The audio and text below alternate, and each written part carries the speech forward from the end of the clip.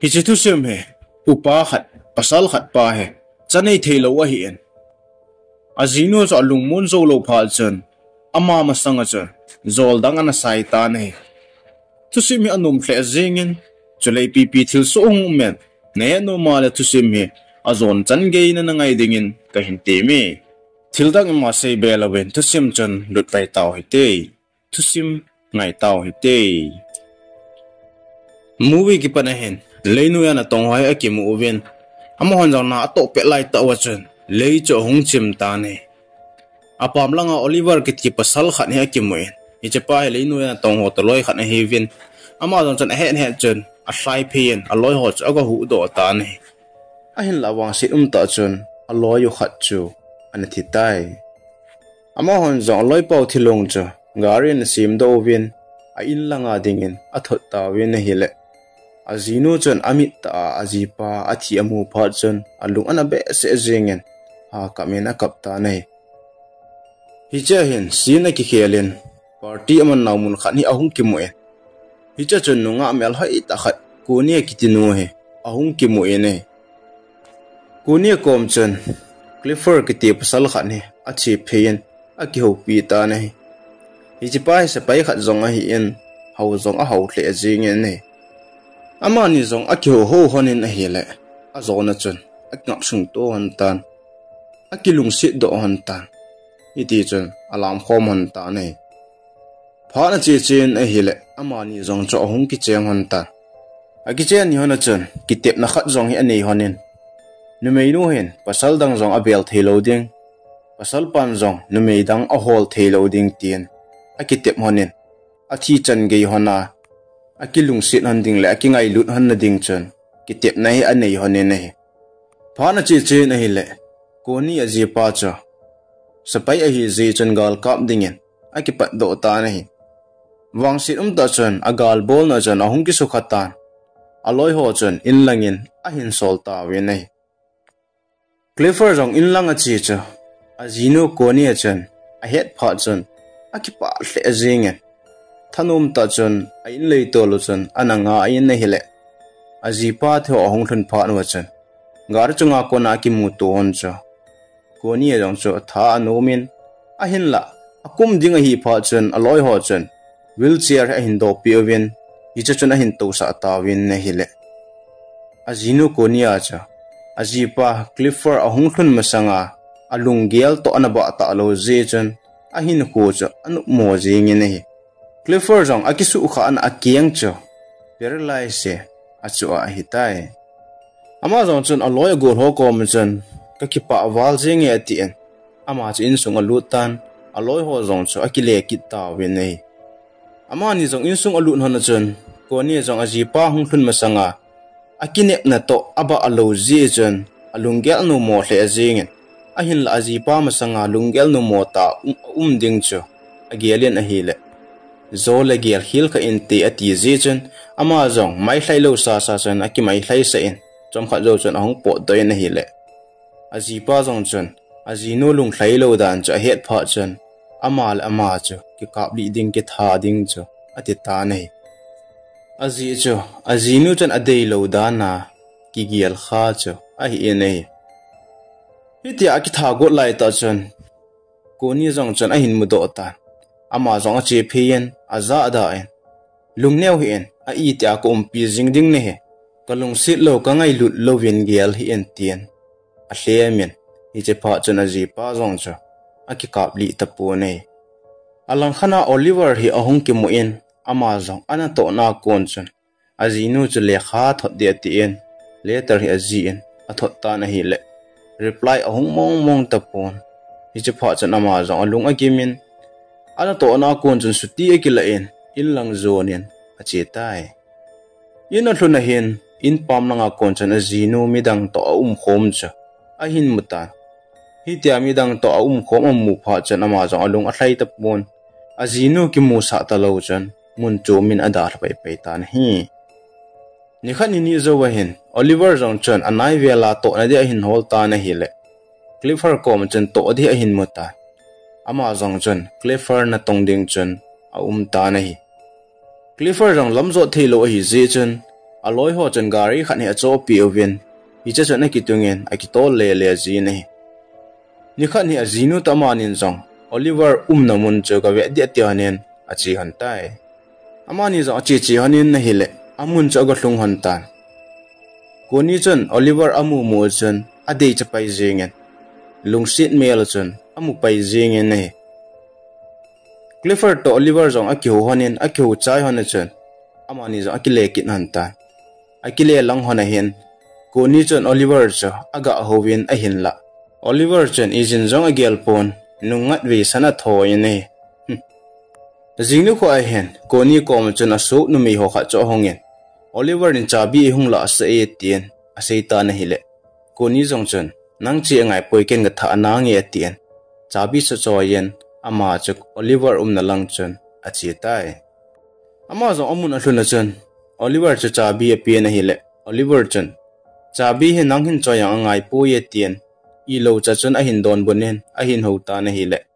koni zong cho lung a hangin thi be cha chen a hin da la ta na he koni zong ina hluna hian Oliver ding hin letter khan a ji tan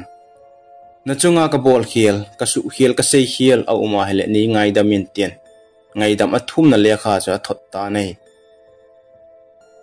azing ne kho hen ama zong Oliver kom chen che ki ta na hile Oliver chen na tongin song khol be yen anomi ne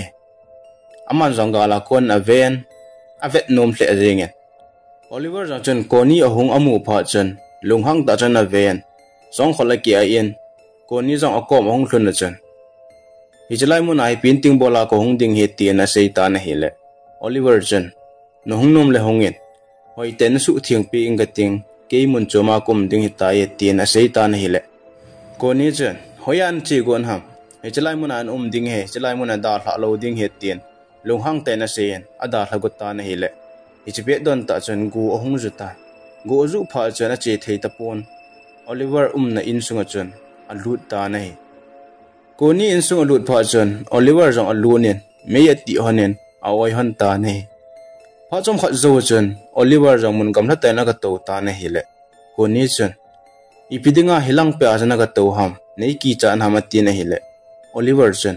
henge ka ki che hitia khom hon he na ji pan hedo hen lang hele kana to na ko na e kai do ding e no do ding a hi etien asei ta nei koni jong chen adon bu ji he ta pon thi be cha chona ki tungen go hai pha na chen ama jong in lang zo nen a che tai jingnu kho a hen koni le Clifford cho a ki hlon honen koni chen Clifford ko ma chen phaten gelen hi chan na ki cheng hon tan a hin la tu chanen cha la in ei hon pon ipiti the mong ding ham phaten ki gelen tien a sei ta na hile Clifford chen olmo hen ka keng adam tingle inei hon ding a hita ye tien a thamun ta nei tu a thu ki sei jo na he do the hinam hi chi zo chen Clifford zong a keng na lai cho machine a genovin a hile chom kha zo chen na a hin sa jing tan a hung peng jing tan a hin a ko ni chen a don pu na hile a su ho kha cho hung hlai lu nen a hung la do pi ta nei Clifford zong cha ki gelin a hile ki dei mo be se jingin naw cha bangin ha kamina hile koni zong cho them khat khat nen aka hu en a hlemi ne koni zong cho lungel nu mo je chen gamla lang chen a po do ta na hile gamla chen mi na to gen he a hin zata ama zong chen aga nai phin na hile Oliver hi ane hi en Oliver na to na chen a chi na hile Oliver chen a no ho zong he na he ne hi chu koni hen amu pha chen a ve en a kap ta na hi azi chu ama hen cha a dei hle jingin a hin la azi pa to cha ani thilo ji chen hi cha anu ho cha mu le hlasi na a chu dima a hi Oliver jong chen koni hitia aka cha ve na hile alung sit hle jing tan aka na azi chu a he thim pi in aman jong anai phiin a kolin in sunga chen a puilu nen alup khom pi ta nei zan huwa hi le chen alum khom hanen azing ni kho a hen Oliver jong chen koni cho nup ta chen a len pi en ni thla lang hen koni jong in lang chi ding atien a chi ma sang chen Oliver kom chen hitia yu mon cho ipiti na gelem tien adong ta na hile Oliver jong chen ipiti ka gel poi ka hin lungsi che che e tien asei ta nei hijo chen koni jong chin lang akiletan zana hen huilagu akithu en Oliver jong cho koni ngai chen a thei tapon zani mu thei talo chen zu adonen akitung ta nei alang khana koni jong cho zani mu thei talo chen a umen aman jo angai wal jeng pha chen akigongin Oliver te en lang chen a hlai phi tai Oliver te en ga hluna chen Oliver jong cho akipa atle ajengen akikol to hanen Oliver chen hitia na hungding hi kagin mo sa hi ka het sa hi ka hin ngai wale atin hi le koni jong chen ka hin ngai wal jenge neida hlahi en tien asei ta nei hijijan chen koni jong Oliver kom chen agi tan kuwa hi la chen nup ten a I mohan ta nei phana che chen hi le ni khan he Clifford te na chen party khan hi a ta hiche chen koni to pasal khan hi alam khom han tan hi le hitia alam khom pe han cha Clifford chen amu do pha chen alung a hang hle jingen ajing jing ka a hen koni kom chen na chen na za chalo ham tien aga pho ta na hi le koni jong cho alung a hangin nangbon chat thelo I pi na sei ham tien a hin don bun in a hi le Clifford chen a hi poye mi iza to khom zong le chen na cha cha ka chai tho ding hi tien a sei tan a hi le koni jong cha tha anom hle jengin he che pha chen Oliver ko ma chen aga khom pi jeng ta nei ni khat ni koni jong pregnant a hung hi tan